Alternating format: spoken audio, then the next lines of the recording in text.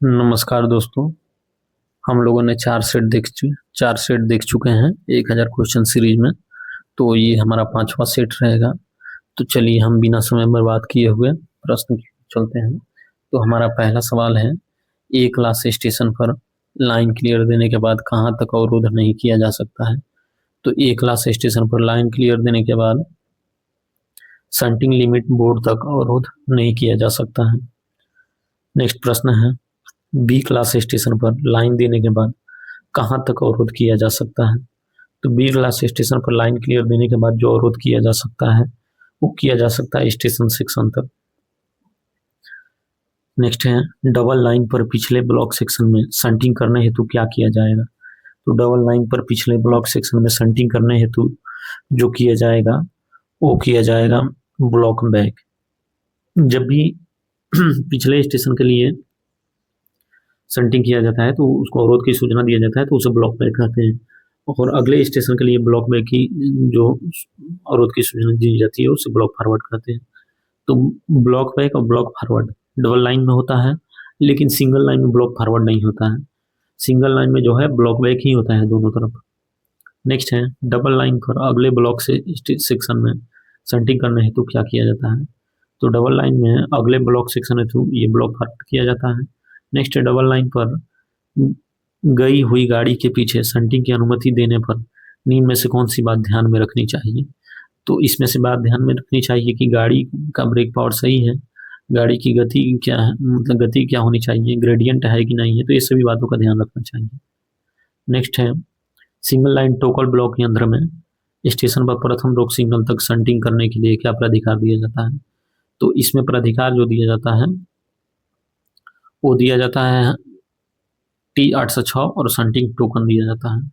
तो हमारा सही उत्तर ए हो जाएगा। नेक्स्ट है, सिंगल लाइन टोकनलेस यंत्र वाले स्टेशन पर प्रथम रोक सिग्नल तक शंटिंग करने के लिए एक प्राधिकार दिया जाता है।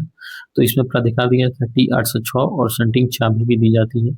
सिंगल लाइन टोकनलेस यंत्र यानी टोकनलेस वाले यंत्र वाले स्टेशन पर जो है शंटिंग चाबी दी जाती है, और टोकनलेस वाले स्टेशन नहीं रहेंगे तो उसमें शंटिंग टोकन दिया जाता है।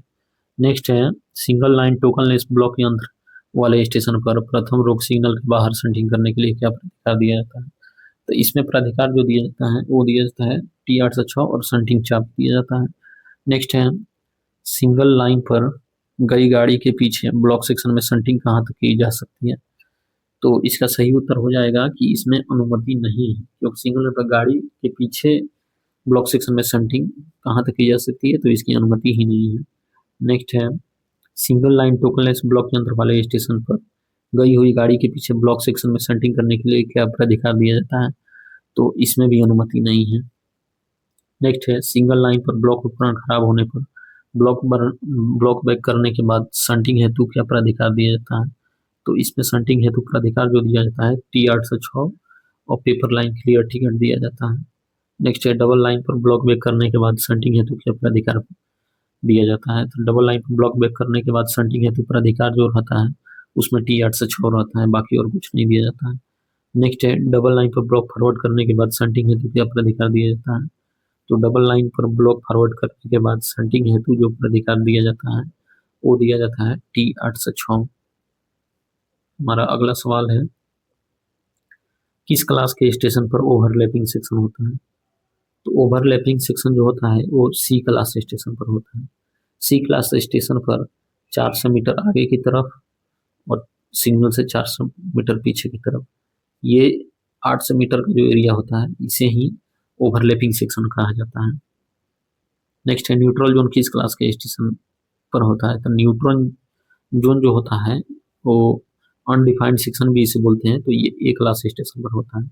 ये एडवांस स्टार्टर और स्टार्टर के बीच का भाग होता है, इसे बेनामी सेक्शन कहा जाता है। नेक्स्ट है, shunting limit board outer signal से कितनी दूरी पर लगाया जाता है। तो शंटिंग लिमिट बोर्ड हो या BSLB हो, ये shunting limit board outer signal से पूछ रहा है, तो आउटर सिग्नल से हमारा सही उत्तर हो जाएगा 400 मीटर लगाया जाता है, 400 मीटर की दूरी पर। नेक्स्ट है, शंटिंग लिमिट बोर्ड तक शंटिंग करने के लिए क्या आवश्यक है। तो शंटिंग लिमिट बोर्ड का शंटिंग आवश्यक करने के लिए block back, block forward, line clear प्राप्त करना, इनमें से किसी की भी जरूरत नहीं है, क्योंकि शंटिंग लिमिट बोर्ड तक शंटिंग करने के लिए किसी भी चीज की आवश्यकता नहीं है। नेक्स्ट है शंटिंग चाबी ब्लॉक यंत्र से किस स्थिति में निकाली जा सकती है। तो चाबी जो निकाली जा सकती है वो इन लाइन क्लोज पोजीशन में हो तब निकाली जाती है, इन टीजीटी पोजीशन में हो तब भी निकाली जा सकती है। तो सही उत्तर डी हो जाएगा। नेक्स्ट हमारा है शंटिंग चाबी कौन से ब्लॉक यंत्र पर उपलब्ध होती है। तो शंटिंग चाबी जो उपलब्ध होती है वो होती है सिंगल लाइन टोकल एक्स ब्लॉक यंत्र पर उपलब्ध होता है। नेक्स्ट स्टेशन सेक्शन किस क्लास के स्टेशन पर होता है।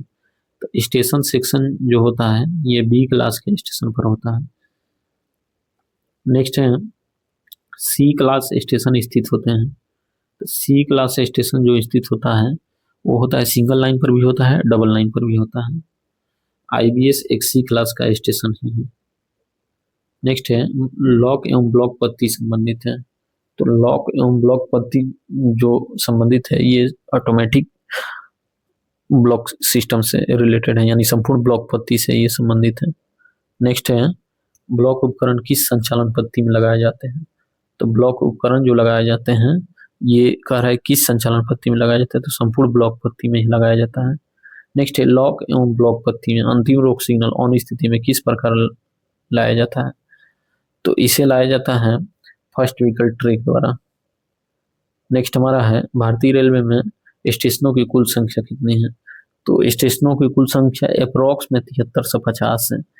इसमें घट बढ़ भी सकता है, कुछ बड़े होंगे कुछ घटे भी होंगे, लेकिन अप्रोक्स में 7350 है। नेक्स्ट है ब्लॉक बैक ब्लॉक फॉरवर्ड करने का तरीका किस पुस्तिका में होता है। तो ब्लॉक बैक एवं ब्लॉक फॉरवर्ड करने का तरीका जो होता है ये ब्लॉक वर्किंग मैनुअल में होता है। नेक्स्ट शंटिंग लिमिट बोर्ड का रंग कैसा होता है।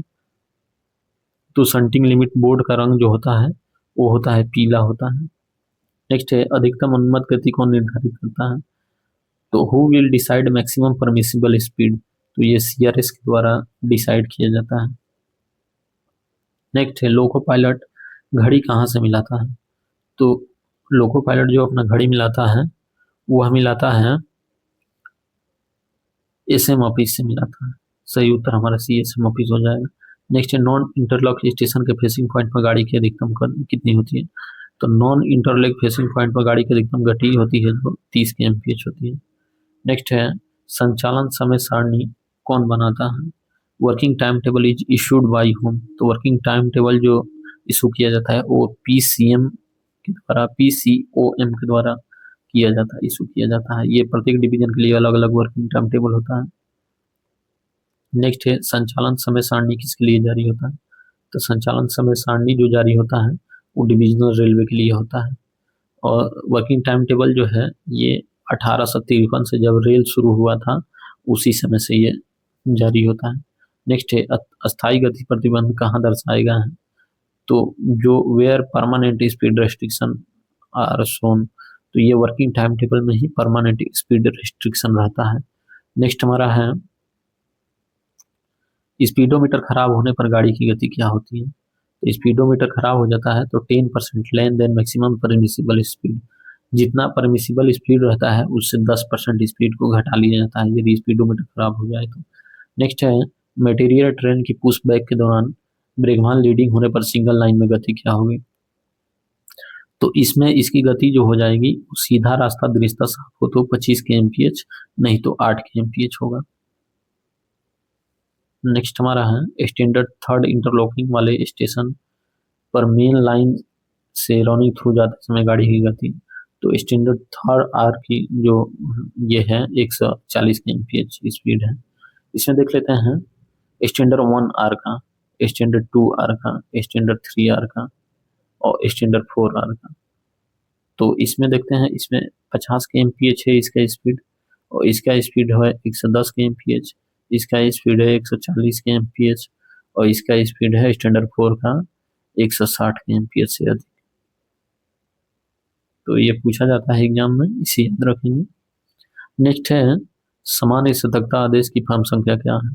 तो सामान्य सतर्कता आदेश जो होता है वो T409 होता है, ठीक है। और TA409 जो होता है वो होता है नील कॉशन ऑर्डर और TV409 जो होता है वो होता है रिमाइंडर कॉशन ऑर्डर। तो कुछ नहीं शतक का आदेश जो होता है वो TA 409 होता है। नेक्स्ट हमारा प्रश्न है कुछ नहीं शतक का आदेश क्रम संख्या क्या है?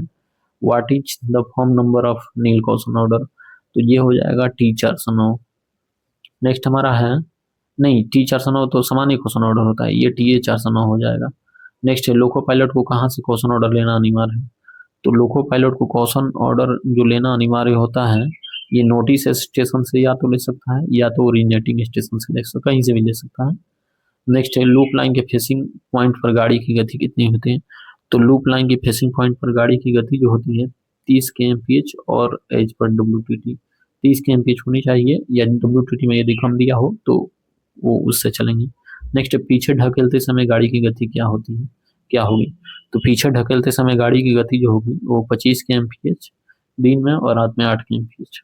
नेक्स्ट है गाड़ी को पीछे ढकेलते समय किसकी अनुमति जरूरी है? तो गाड़ी को पीछे ढकलते समय सबसे पहले ट्रेन मैनेजर गार्ड की अनुमति जरूरी होती है, क्योंकि वहीं पीछे रहता है। नेक्स्ट है इंजन की हेडलाइट खराब होने पर गाड़ी की गति क्या होगी?